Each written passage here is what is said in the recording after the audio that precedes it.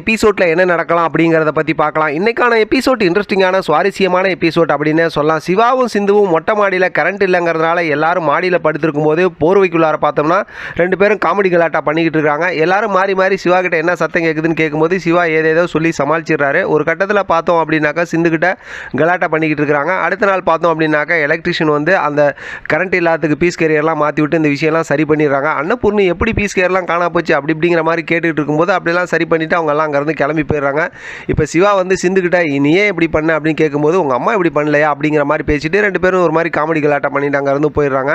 இன்றைக்கான எபிசோடில் அடுத்த கதைக்கான ஒரு விஷயத்தை முக்கியமாக காட்டுறாங்க. இப்போ பார்த்தோம் அப்படின்னாக்கா பைரவி சஞ்சயை போய் பார்க்குறாங்க. பார்த்துட்டு நேரடியாக ஒரு கம்ப்ளைண்ட் கொடுக்குறாங்க. அதில் என்னன்னா இந்த மாதிரி கரும்பு தோட்டம் போட்டிருந்தோம், அதில் இந்த மாதிரி எல்லாம் மாடு விட்டு மேய்ச்சிட்டாங்க, அதில் ஒரு 10 லட்ச ரூபாய்க்கு மேலே நஷ்டம் ஆயிடுச்சு, அது யார் என்னங்கிறத எனக்கு கண்டுபிடிச்சி சொல்லணும் அப்படிங்கிற மாதிரி சொல்கிறாங்க. அதெல்லாம் கேட்டுட்டு அதை கம்ப்ளைண்ட்டாக வாங்கினதுக்கப்புறம் பார்த்தோம்னா ஆறுமுகத்தை பற்றி கொஞ்சம் தப்பாக பேசி பார்க்குறாங்க. பைரவி என்ன நினைக்கிறாங்கன்னு.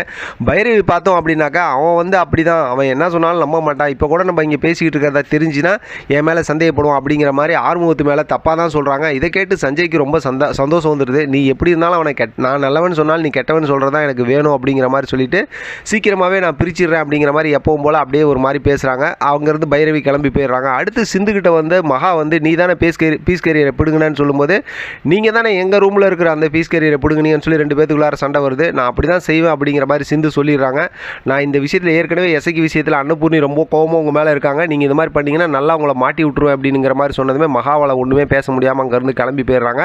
அடுத்து சஞ்சயை பார்க்கறதுக்கு மாறன் வராங்க. அந்த சம்பத் மாறன் மிலிட்ரி இருக்காங்களா, அவங்க மாறன் வராங்க. அவங்க வந்து கையெழுத்து போட்டியா என்னதுன்னு கேட்டதுக்கப்புறம் இப்போ அடுத்து நீங்கள் கொஞ்சம் டைம் கொடுங்க, நான் வந்து ஆறுமுகத்தை காலி பண்ணிடுறேன் அப்படி இப்படிங்கிற மாதிரிலாம் பேசிக்கிட்டு அவங்க 2 பேருக்குள்ள வில்லத்தனம் பேசினதுக்கப்புறம் சார் அப்புறம் ஒரு விஷயம் ஏற்கனவே அன்றைக்கி ஒரு 2-3 நாளைக்கு முன்னாடி நைட்டு பார்த்தோம் அப்படின்னாக்கா அதாவது ஆறுமுகம் வந்து அவங்க காட்டில் இருக்க வயல்லே பார்த்தோம்னா மாடு விட்டு மேய்ச்சி எல்லாத்தையும் வீணாக்கினாருங்கிற விஷயத்த சொல்கிறாங்க. அதை கேட்டதுமே சஞ்சய்க்கு புரிஞ்சு போகுது. சரி அப்போ செஞ்சதே அதாவது இது ஆறுமுகம் தானே அப்படிங்கிற மாதிரி சொல்லிட்டு சரி நீ கிளம்பு அப்படிங்கிற மாதிரி சொல்லிடுறாங்க. இப்போ காட்டிலே போய் சஞ்சய் வந்து ஆறுமுகத்தை கூப்பிட்டு விசாரிக்கிறாங்க. அப்படியே டைரெக்டாக சொல்லாமல் அப்படியே இன்டைரக்டாக விசாரிக்கிறாங்க. அதாவது யார் காட்டில் இருந்து மாட்டை ஓட்டிகிட்டு வந்தாங்க, பெரிய கருப்பன் அப்படிங்கிற ஒருத்தர் இருக்காரு, அவர் காட்டில் இருந்தால் ஓட்டிகிட்டு வந்தாங்க அப்படிங்கிற மாதிரிலாம் சொல்லி அப்படியே மறைமுகமாக விசாரிக்கிறாங்க. அப்பயே பார்த்தோம் அப்படின்னாக்கா ஆறுமுகத்துக்கு பயம் வந்துடுது.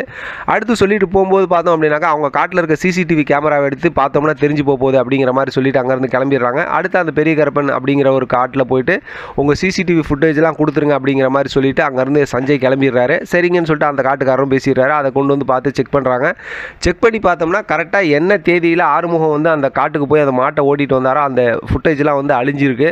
இதை தெரிஞ்சுக்கிட்டது சஞ்சய் வந்து நீயே போய் அழைச்சிட்டியா, இரு உடனே நான் வேறு மாதிரி லாக் பண்ணுறேன் அப்படிங்கிற மாதிரி சொல்கிறாங்க. அடுத்து ஆறுமுகத்தை காட்டுறாங்க. அவர் காரில் வந்துக்கிட்டே எல்லாம் மைண்ட் வாய்ஸில் பேசுகிறாரு. இதெல்லாம் தெரிஞ்சால் வீட்டில் என்ன நினைப்பாங்கன்னு தெரியல, நல்ல வேலை அந்த ஃபுட்டேஜ் அழைச்சிட்டோம், எப்படி மாட்டிக்காமல் இருக்கணுங்கிற மாதிரி சொல்கிறாரு. கதையை செம்ம இன்ட்ரெஸ்டிங்காக வேறு ட்ராக்கில் கொண்டு போயிட்டு இருக்காங்க. தொடர்ந்து பேசலாம், ஆதரவு கொடுங்க. அடுத்த வாரத்துக்கான கதை என்ன அப்படிங்கிறது நமக்கு தெரிஞ்சது தான். இப்போ வீட்டில் வந்து காயத்ரிக்கு நிச்சயதார்த்தம் நடக்க போகுது செலியன் கூட. பார்க்கலாம் என்னெல்லாம் இன்ட்ரெஸ்டிங்காக கதையை கொண்டு வராங்கன்னு. இதை பற்றின உங்களோட கருத்து கமெண்ட் பாக்ஸில் தெரியப்படுத்துங்க. தொடர்ந்து ஆதரவு கொடுங்க. Thank you friend, thanks for